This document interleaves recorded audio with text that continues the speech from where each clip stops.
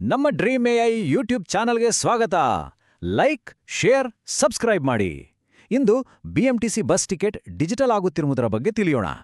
ಪ್ರತಿದಿನ ಬಸ್ನಲ್ಲಿ ಓಡಾಡೋರಿಗೆ ಈ ಟಿಕೆಟ್ ವ್ಯವಸ್ಥೆ ದಿಢೀರ್ನೆ ಯಾಕೆ ಬದಲಾವಣೆ ಆಗ್ತಿದೆ ಅಂತ ಯೋಚಿಸ್ತಿದ್ದೀರಾ? ಬನ್ನಿ ನೋಡೋಣ. ಈಗ ಬಸ್ ನಿಲ್ದಾಣಕ್ಕೆ ಹೋಗುವ ಮುನ್ನವೇ ಮೊಬೈಲ್ನಲ್ಲೇ ಡಿಜಿಟಲ್ ಟಿಕೆಟ್ಗಳನ್ನು ಸುಲಭವಾಗಿ ಬುಕ್ ಮಾಡಬಹುದು. ಎಷ್ಟೊಂದು ಈಸಿ ಅಲ್ವಾ? ಬಸ್ ಹತ್ತಿದ ತಕ್ಷಣ ಕಂಡಕ್ಟರ್ ತಮ್ಮ ಕೈಯಲ್ಲಿರುವ ಸ್ಮಾರ್ಟ್ ಎಲೆಕ್ಟ್ರಾನಿಕ್ ಯಂತ್ರದಿಂದ ಟಿಕೆಟ್ ಅನ್ನು ಕ್ಷಣಾರ್ಧದಲ್ಲಿ ಚೆಕ್ ಮಾಡ್ತಾರೆ. ಆಶ್ಚರ್ಯ ಏನಂದ್ರೆ, ಬಿಎಂಟಿಸಿ ಇಂತಹ ಬರೋಬ್ಬರಿ 11,000 ಸುಧಾರಿತ ಯಂತ್ರಗಳನ್ನ ತನ್ನ ಎಲ್ಲಾ ಬಸ್ಗಳಿಗೂ ತರ್ತಿದೆ. ಈಗಾಗಲೇ ಸುಮಾರು 4,000 ಹೊಸ ಯಂತ್ರಗಳು ಕಂಡಕ್ಟರ್ಗಳ ಕೈ ಸೇರಿವೆ. ಹಳೆಯ ಸಿಸ್ಟಮ್ಗಳಿಗೆ ಗುಡ್ ಬೈ ಹೇಳುವ ಸಮಯ ಬಂದಿದೆ. ಆದರೆ ಹಳೆಯ ಸಿಸ್ಟಮ್ ಯಾಕೆ ಬೇಡ?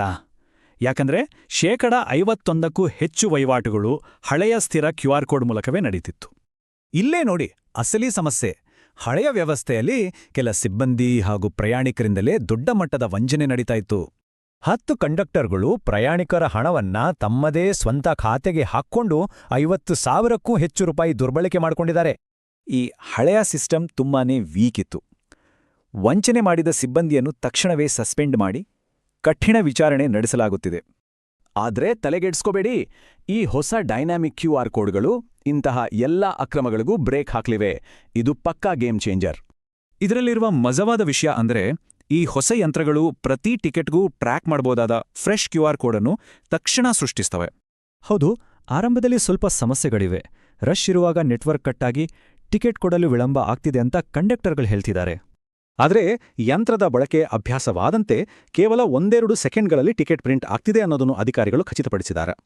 ಈಗ ಈ ಸಿಸ್ಟಮ್ ಇಡೀ ಬೆಂಗಳೂರನ್ನು ಹೇಗೆ ಒಂದೇ ಸ್ಮಾರ್ಟ್ ಸಾರಿಗೆ ವ್ಯವಸ್ಥೆಯಡಿ ತರ್ತಿದೆ ಅಂತ ನೋಡೋಣ ಬನ್ನಿ.